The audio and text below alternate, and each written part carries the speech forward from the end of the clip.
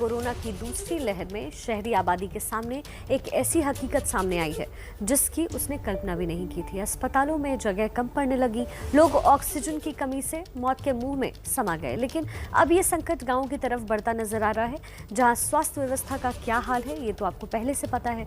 Corona virus ने गाँवों का रंग कैसे बदरंग कर दिया है, देखिए हमारी इस रिपोर्ट में। कोविड टेस्ट कराने के लिए प्रशासन की पूरी टीम आपके गांव में भ्रमण कर रही है। पहले शहरों में हाहाकार, अब गांवों से उठी चीत्कार। वायरस का हुआ जबरदस्त फैलाव,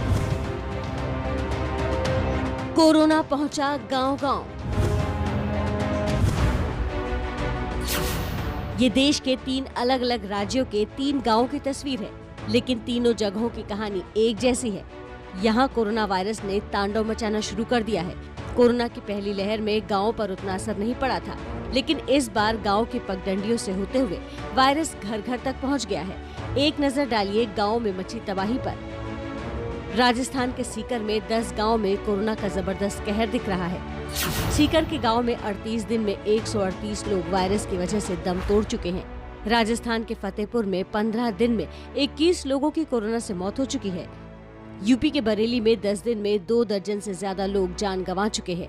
वाराणसी के गांव में इस वक्त 2500 से ज्यादा कोरोना संक्रमित मरीज हैं।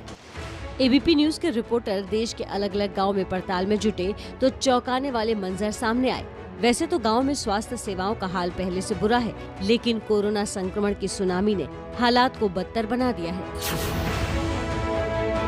ये यूपी में बरेली के क्यारा गांव की तस्वीरें हैं। गांव के कई घरों में लोग ऐसे ही खाट पर पड़े मिल जाएंगे।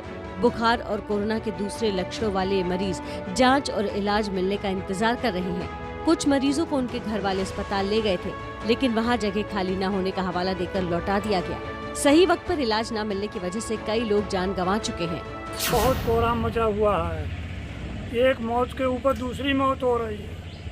कोई प्रशासन और कोई अधिकारी नहीं देख रहा है। कोई एक को लेके जाओ, दूसरा तैयार आएगा ले जाने के लिए। एक घर में 4-4, 5-5 बुखार वाले पड़े। अच्छा। गांव वालों के मुताबिक एक के बाद एक मरीजों की मौत से लोग दहशत में हैं, लेकिन कई बार खबर देने के बावजूद प्रशासन का कोई अधिकारी इनकी सुध लेने नहीं आया।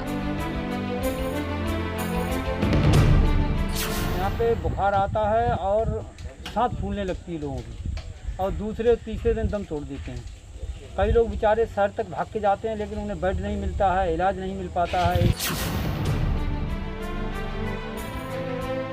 पीएम मोदी के संसदीय क्षेत्र वाराणसी के गांव में भी संक्रमण तेजी से बढ़ रहा है।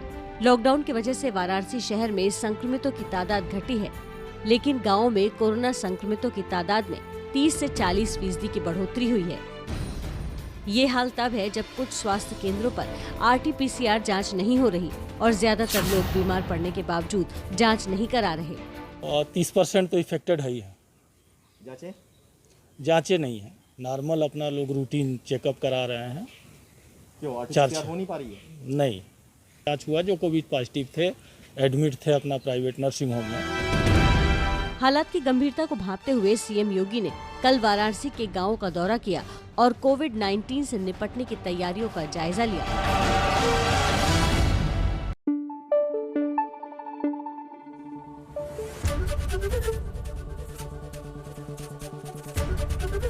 एबीपी न्यूज आपको रखे आगे।